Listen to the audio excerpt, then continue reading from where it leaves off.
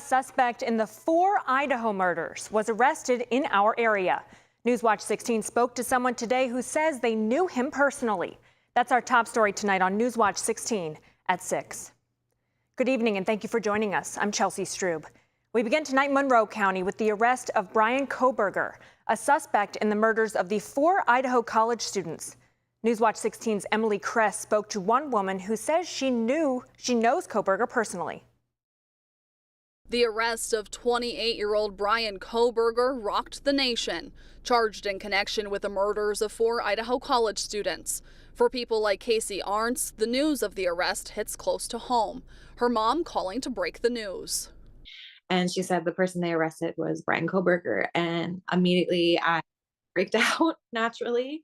I went back inside work and I called about 8 of my friends because it was terrifying. It was a shock because there's literally 7 billion people in this world and I know him. I was friends with him. Like, that's terrifying.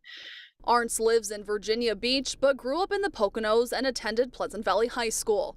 She tells us she became friends with Bryan Kohberger through her younger brother during their time in school. We just hung out and talked, and that's what it was. It wasn't anything crazy, just a typical friendship.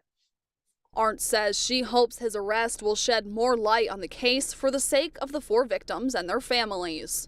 I didn't want to think about what even happened out there. I just want the families to have clarity. I want them to have some type of just answers to questions that they don't have. And I know that we won't get those answers, or they won't get those answers until they actually hear from him.